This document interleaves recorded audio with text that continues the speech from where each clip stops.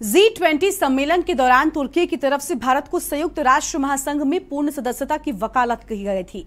तुर्की के राष्ट्रपति Recep Tayyip Erdogan ने कहा था कि अगर यूएनएससी में भारत अस्थायी सदस्य बन जाता है तो तुर्की को इस पर गर्व होगा। गौरतलब है कि पहले से ही यूएनएससी में 5 अस्थायी सदस्य देश हैं: अमेरिका, चीन, फ्रांस, ब्रिटेन और रूस। ऐसे में क्या है अस्थायी सदस्यता की पूरी प्रक्रिया और भारत की राह में क्या है बाधाएं? चीन कैसे भारत की सदस्यता में रोड़ा बना हुआ है, इस रिपोर्ट में देखिए।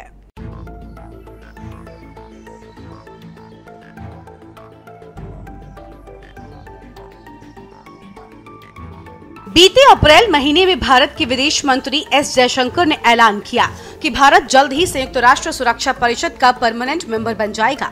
पश्चिमी देश भारत के लिए अपने दरवाजे ज्यादा वक्त तक बंद नहीं रख सकते।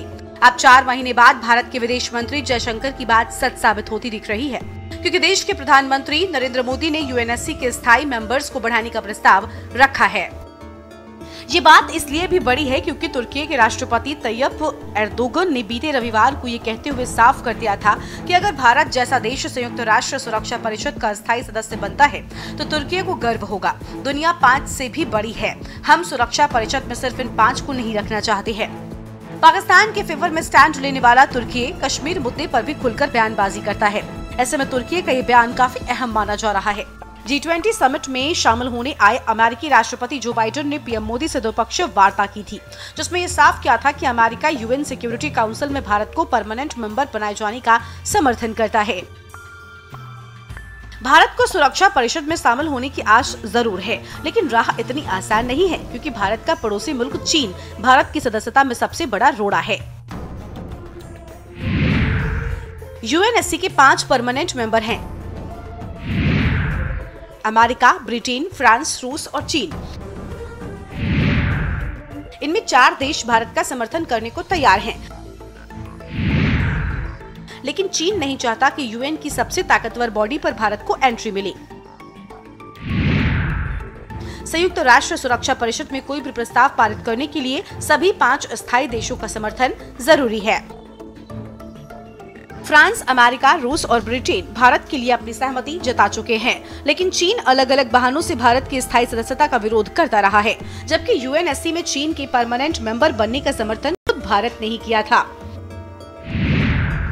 यूएनएससी में किसी नए देश को शामिल करने के लिए पहले यूएन चार्टर में संशोधन करना होगा।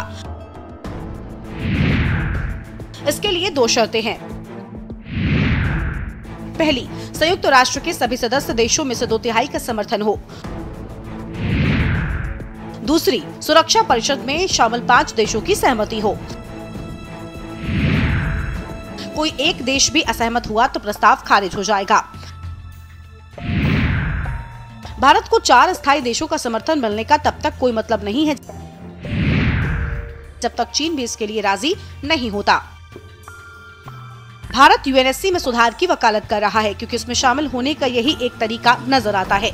दुनिया की 17% आबादी भारत में रहती है। बीते 1 दशक में भारत की औसतन सालाना विकास दर 7% से ज्यादा रही है। ये चीन के बाद किसी भी दूसरे बड़े देश की तुलना में सबसे ज्यादा है। ऐसे में भारत की आर्थिक ताकत को यूएनएससी में नजरअंदाज नहीं किया जा सकता। संयुक्त राष्ट्र संघ के ढांचे की बात करें तो यूएन के 6 प्रमुख अंग हैं: संयुक्त राष्ट्र महासभा यानी यूएनजीए, संयुक्त राष्ट्र सुरक्षा परिषद यानी यूएनएससी, आर्थिक एवं सामाजिक परिषद यानी ईएससी, संयुक्त राष्ट्र सचिवालय यानी यूएन सेक्रेटरीट, अंतर्राष्ट्रीय कोर्ट यानी आईसीजे, संयुक्त राष्ट्र न्याय परिषद यानी यूएनटीसी, संयुक्त राष्ट्र सुरक्षा परिषद यानी यूएनएससी संयुक्त राष्ट्र के 6 प्रमुख अंगों में से एक है। ये यूएन की सबसे पावरफुल संस्था है, जिस पर अंतर्राष्ट्रीय शांति और सुरक्षा सुनिश्चित करने और संयुक्त राष्ट्र चार्टर में किसी भी बदलाव को मंजूरी देने की जिम्मेदारी है। कुछ मामलों में यूएनएससी अंतर्राष्ट्रीय शांति और सुरक्षा को बनाए रखने या बहाल करने के लिए प्रतिबंध लगाने या बल उपयोग करने का सहारा ले सकती है।